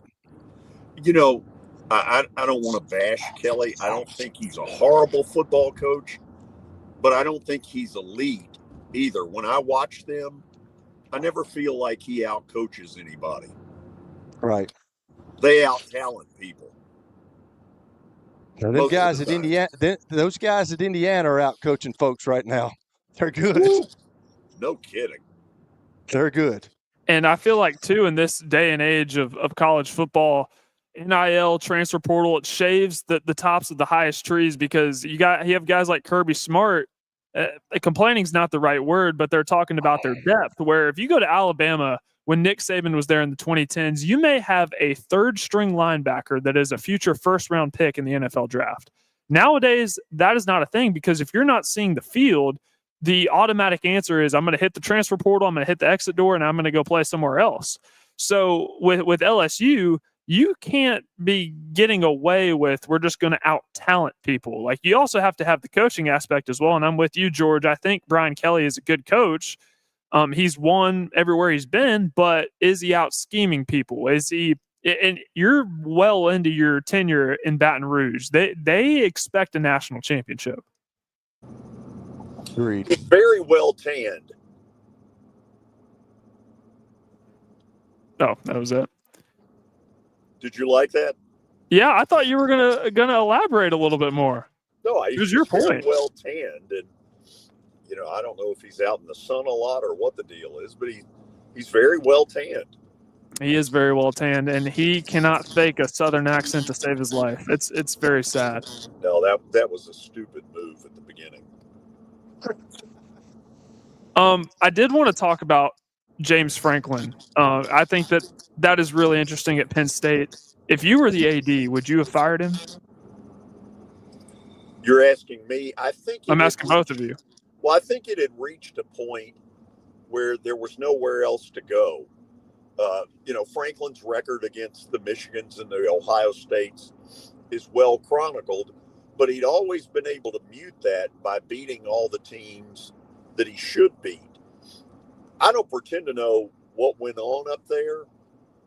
It kind of sounds like their locker room bailed when they didn't beat Oregon. Kelly, to think that they would lose at UCLA and then at home to Northwestern, I mean, what else could you think? No, I'm with you on that, George. I think you're absolutely right. I think he needed a little bit more leeway, and I think Nick Saban said that on game day the other day. But I think with what was shown the last two games, I think he lost that locker room. And I think they started buying into what social media and the media was talking about. The guy can't win the big one. He can't win against Ohio State. And I think the guys bought into that. And I think that forced Penn State's hands. Real quick, I don't want to cut you off, George. I don't want to cut you off, but we do have another caller. Frank from Smyrna is on the line. Frank, what you got for us?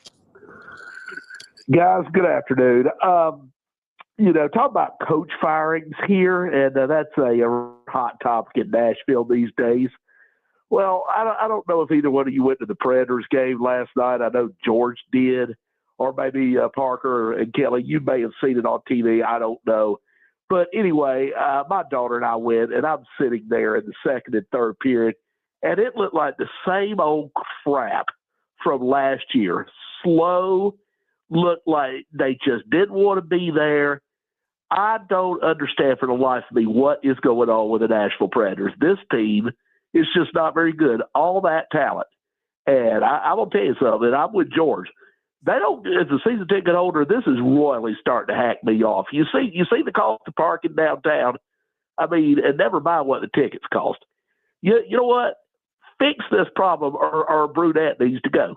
He needs to go. If they're still playing like this and they're out of it by about mid-November, he's got to go. I am just beginning to be over this. And George also brought out something earlier this week. I just wasn't able to call on Monday about Vanderbilt's attendance over the years. Now, you know, Parker, a little bit about me. I grew up down in Tullahoma, which is an hour south of here, and I grew up a Vanderbilt fan in a orange and white world. And if you weren't a Tennessee fan, you were probably an Auburn or Alabama fan. You know, not every game was televised, but I say all that, you know, so I've heard it all, being a Vandy fan, you know, been made fun of, just whatever.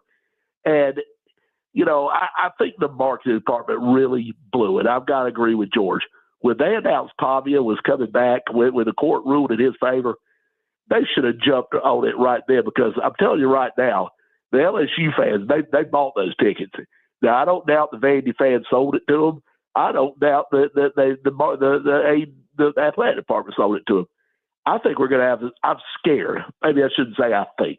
I am concerned that we're going to have the same problem in a couple of weeks when Auburn comes here, because that fan base travels well. There's a lot of alumni in the Nashville area, you know, from Auburn. And, you know, just my fear.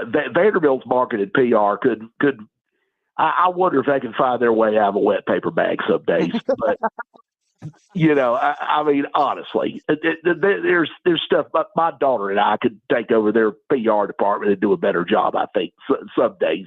But, you know, Saturday, I'm just interested to see the Vandy fans. If you have tickets, if you're listening, I'm talking to you, Commodore Nation. Get your butts in the stadium Saturday. You know, if not now, when? I mean, we're seeing something that's never happened in my lifetime. I'm Frank, did you hear the Clark Lee interview from earlier? Yes, sir, I did. Did you hear the part where he said it was disappointing seeing all that purple in the stands on Saturday?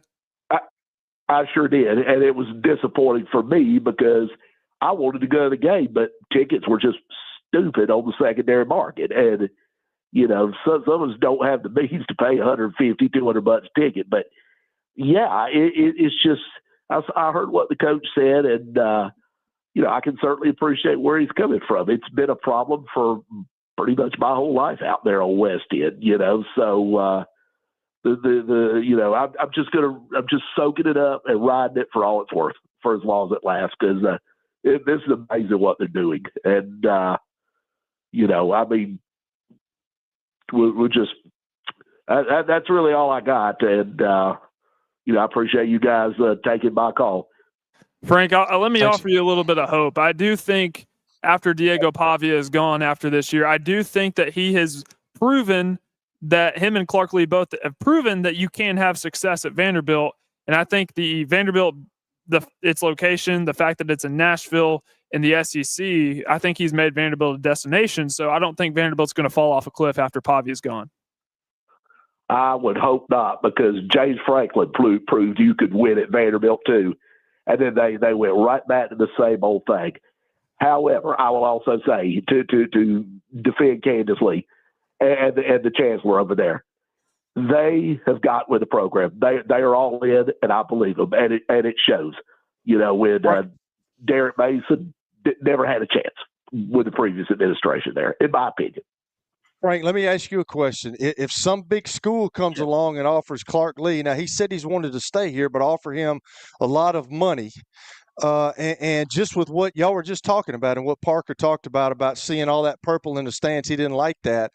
Like, do you think that sways him to go somewhere else, or you think he's in it for the long haul? Oh, gosh. You know, Kelly, that's a good question. And I've got my friends and a lot of people asking me this. I would like to believe because he's from Nashville. He played at Vanderbilt under Bobby Johnson. Lord knows if anybody understands the landscape of Nashville, it's him. I think he's in it for the long haul. But the thing of it is, I mean, if a high name, just high profile job opened up and they called him, it would be tough. I mean, it would be tough not to at least listen. But I just can't see him leaving. I think he wants to see this through. Yeah, but you know, I mean, I guess it also depends, Kelly, how they end up finishing. How they end up finishing the season. You know, it's how far do they go? I mean, right. There's a lot there. You know. I got you. And I think Clark Lee, too, his mindset is he wants to bring a championship to Vanderbilt, and I don't see him being swayed by another job. But that's just me. We'll have to see what happens. Frank, thank you for the call. We got to hit this commercial break. We got some more callers on the line. How about that, Kelly? We got a loaded phone line. So we'll get to some more callers. Remember the number 615-759-9949. Again, that's 615-759-9949. We got a couple lines open. Make sure to fill those up. We'll get right back to the callers. You're listening to the George Plaster Show. When I got my first car, my dad told me, keep the gas tank full and my number on speed dial. Now parents are telling their kids, save 615-242-9000 just in case. I'm Blair Durham. If you or someone you love is in a wreck, call us. We're here to get you the money you deserve. Sports and Social at Green Hills Mall is the new home for our Football Night in Nashville promotion. Their food is terrific. Their TV setup looks like a racing sports book in Vegas. And if you're a sports fan, you can't beat it. Starting September the 4th, we'll broadcast from Sports and Social every Thursday night. There's Pop-A-Shot, great football, and the chance to win a beautiful Mikey's Motors golf cart. See you at Sports and Social in Green Hills Mall. As the trusted premier custom home builder in Middle Tennessee, Donnelly Timmons has over 20 years of experience in the industry. Whether you're looking to build your dream home or renovate your current home, their team will ensure that every client and every remodel is unique, luxurious, and completed on time within budget. Founders Dustin Timmons and Joey Donnelly have over 25 years of construction experience in the Nashville area. Together, they have completed projects in Forest Hills, Oak Hill, Green Hills, Franklin, and Brentwood. Dustin and Joey believe that communication is the most important aspect of all construction projects. Therefore, they personally manage each project themselves and are involved in job site activities on a daily basis. Their commitment to quality and integrity has earned them an outstanding reputation among their clients. Contact them to set an appointment for a free consultation or to view some of their completed projects. Give them a call at 615-456-7983 or log on to DonnellyTimmons.com. Convenience and value, two words that we expect when we do business. Our goal at JHA Company is to deliver just that, both to our school partners and to our customers. Whether you're purchasing photos, yearbooks, class jewelry, letter jackets, school spirit wear, or senior graduation products, we strive to make the experience easy, convenient, and cost-effective. Find out more at jhacompany.com or call 615-867-6345 for more information. JHA, one source, one company. Whether you're purchasing photos, yearbooks, class jewelry, letter jackets, school spirit wear, or senior graduation products, we strive to make the experience easy, convenient, and cost-effective. Find out more at jhacompany.com or call 615-867-6345 for more information. JHA, one source, one company. It's the George Plaster Show. Your sports live here on 94.9 The Fan.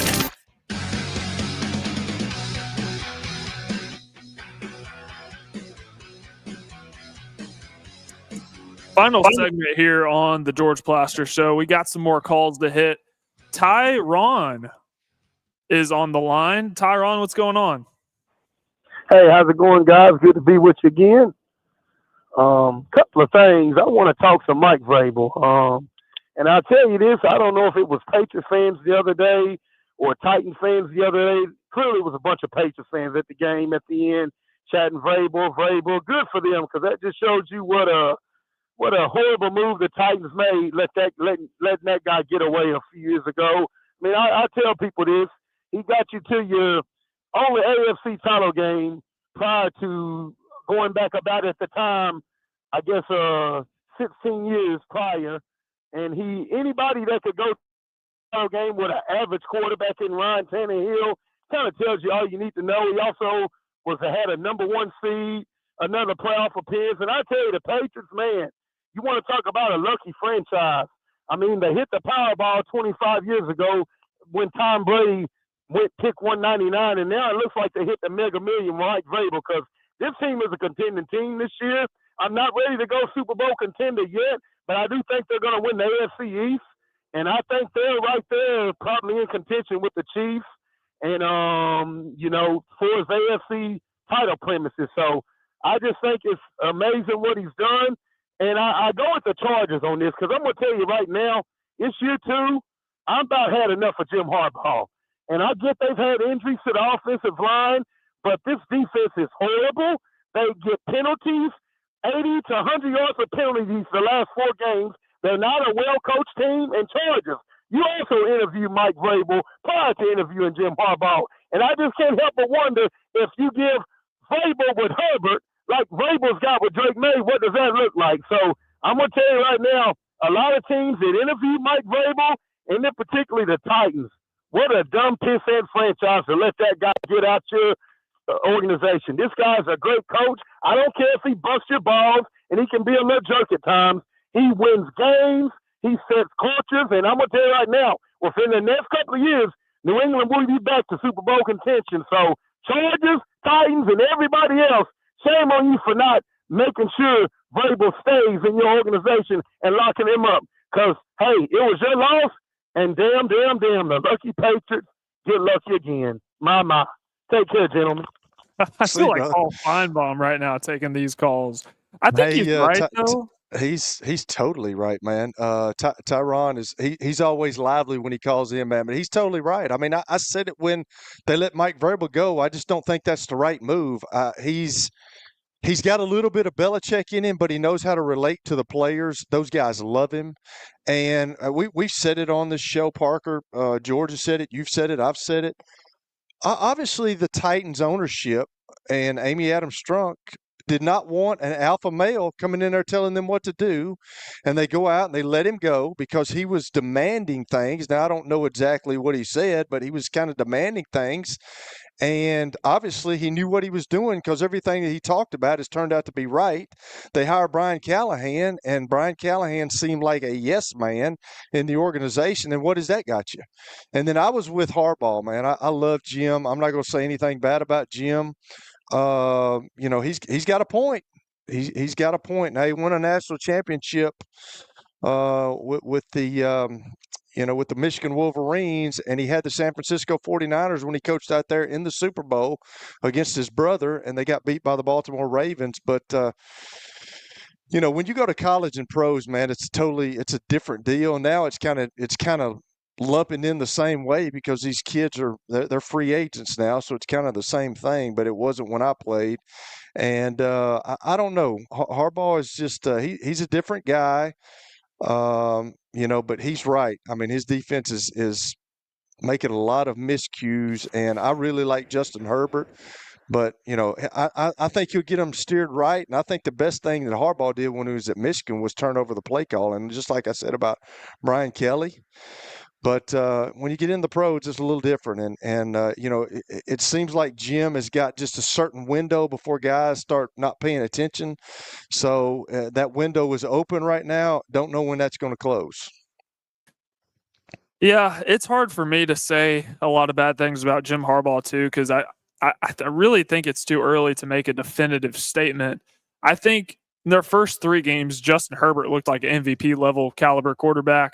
But since that point, it's been tough sledding. Penalties, defense hasn't looked as sharp. Justin Herbert is turning the football over. Obviously, they have some injuries at the running back position too, which doesn't help. But I think it's kind of early right now. But I wanted to go back to the point he made about Vrabel, and I'll make this quickly because I know we got another caller. Same thing happened with Malarkey. He won a playoff game, and then after that, he was fired. And I really do believe the organization wanted to get rid of these alpha-type personalities. I believe Mike Malarkey was that way. But if you're going to fire Vrabel, okay, you can do that. You have the power to, but you better make sure you have a good replacement in mind. And certainly Brian Callahan wasn't that. One more caller to get to, Milton from Franklin. Milton, what's on your mind? Hey, yeah, I just wanted to kind of touch on some of the points that one of the previous callers made about Vanderbilt and their marketing and the fans. And the reality is I was raised in Franklin. I've been in Middle Tennessee since 1957 when I was born. And I have never seen a Vanderbilt team anything remotely close to what's going on right now. So, the marketing department, but they haven't had anything to market. It wasn't just a few years ago they were 2-10, right? And that's been kind of the norm through the years. How do you market something that's not marketable? How do you encourage the fans to come and care about something that the administration clearly didn't care about for many years? But that's things change, but it doesn't change the fact that the reality right now is that there's a kind of a perfect storm. You've got Nashville with a lot of things to do, sports teams, a lot of attraction to tourism. When that schedule comes out, these fans in the SEC, they circle that calendar with Nashville on it. It's not even Vanderbilt. They're just going to Nashville. And I don't know. I'd like to hear some ideas on how to stop it. I mean, how do you stop fans from buying tickets? Because all those fans coming in, you'd have a hard time convincing me that that's Vanderbilt fans selling the tickets off. I don't believe that. I think these fans are buying them. Alabama fans, the year they come, they buy the tickets. They sell the ones that they don't want, would be all the other tickets. So all the other teams are scraping up those tickets. I've never heard a good idea on how to stop that. Well, the only way you can stop it is doing what they're doing. Those fans left, they weren't happy. The LSU fans didn't leave happy. Yep. And Alabama fans last year, they didn't leave happy. A lot of those would think twice before they come to Vanderbilt Stadium again. The First Bank could end up being a situation where the fans take back over, but they have to win some fans back. They have to win some new fans. Maybe now that marketing's got something to market, they could do something. But I just didn't agree with all the stuff that's said. But I understand the sentiment. It's tough. I mean, what do you do? Yeah, no, Milton, I agree with you, man. And I've kind of been confused by this as well, because when we talk about the Titans, we talk about, well, a lot of this would get better if they were to win, and winning has a way of galvanizing a culture, and there hasn't been much of a culture at Vanderbilt, but this isn't just little old Vanderbilt. And I still think a lot of the national people have that mindset. People who don't live in Tennessee have the mindset that, oh, it's just Vanderbilt. They have an easy schedule. They've had an easy schedule through 7 games. Of course, they're going to be in the top 10. I don't understand it. And I truly don't think those people have watched Vanderbilt play, because what they did to LSU on Saturday was very impressive. I'm not a marketing expert. I have no idea how you make this happen, but it's truly mind-boggling to me, because Vanderbilt is the talk of the town right now. The Preds aren't doing well. Titans aren't doing well. You have Vanderbilt. And I don't understand why that stadium is not decked out in black and gold. Because the tickets were sold before the season started. I mean, yep. How do you get those tickets back from the people that had already bought them? And how do you know in advance that that they're going to have a season like this? Because, for somebody that's lived here all my life and pulled for Vanderbilt I'm a Vanderbilt guy. I've been all my life. And I've been kicked in the teeth for it, especially in football, all my life. So, man, they're just asking, I think, a little much. The fan base got depleted. And that wasn't the fans' fault. Man, they just hadn't had anything to cheer for. And James Franklin, he did some good things here. I don't want to totally dismiss the Franklin years because he did win here. But he didn't ever beat anybody that had a good record. I mean, he canceled games fast and scheduled cupcakes, and then had some SEC teams that honestly were pretty down. The East was down. Dismissed that he did win. He won 9 games in a row twice. But they were never going to sniff anything like what they're doing now, which is amazing. And I think Clark is going to be here. But, I believe they'll step up to the plate for him because they've stepped up to the plate for everything else. The speed of the troops is the speed of the leader, and it goes beyond Clark Lee. And they've never had that.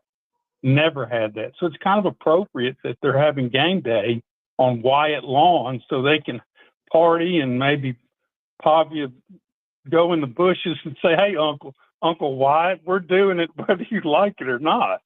Because that guy was against sports, and Vanderbilt administration has been, I wouldn't say anti-sports, but they didn't do what they needed to promote winning football. And now we've got it. It's just going to take time, just like everything in life. It's very rare that it happens overnight, but we live in a society that wants and expects, microwave stuff. And it's just not reality. So, yeah, the fans will come. I think the fans will come. I remember days like the Florida game, and it was just you couldn't find a Florida fan. There might have been 100 of them.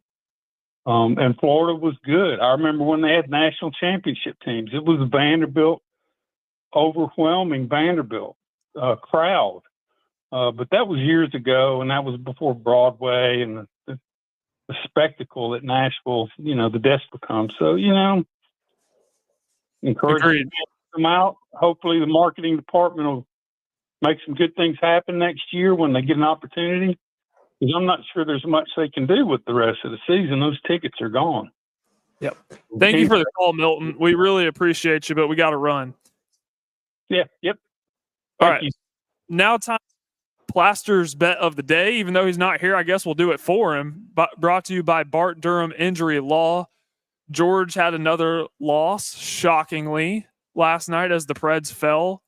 So he's 65-71-3 on the year. His bet of the day is, Kelly. He has Delaware minus 9.5 versus MTSU. Delaware's pretty good, man. They've had some pretty big wins. They've been recruiting FC or FBS level for a couple of years now, and they hit this thing running, man. They're a good football team. Absolutely. We'll see if MTSU can put up a puncher's chance tonight, maybe put up a fight. We'll have to see how it goes. Kelly, good job today, sir. I didn't do it, man. You did it. Good job. Hey, quarterbacks, man, we get crap done. You know what I'm saying? We get it done, Parker. We don't play games, all right? We're here to do a show. We're here to deliver, all right? That's right. See you tomorrow, brother. We'll be back here same time tomorrow. Appreciate everyone that's listening. Thank you for listening. We'll be back tomorrow. Electronic Express is celebrating our 42nd anniversary with big savings in every department. Get a large capacity top load laundry set for just $449 each. JBL wireless headphones for only $29. An LG 65-inch smart TV only $399. Lenovo 15-inch IdeaPad Slim for just $329. Shopping local has its perks too, like free delivery and up to 24 months interest-free financing. Visit us in-store or at electronicexpress.com. We've got that. Hey, it's Big Joe from my friends at Busy Bee. Look, it's spooky season. Don't be tricked. Let our home experts treat your family. We won't ghost you. And get a free Beehive membership. All you have to do is carve a pumpkin of Buzz the Bee, then post and tag Busy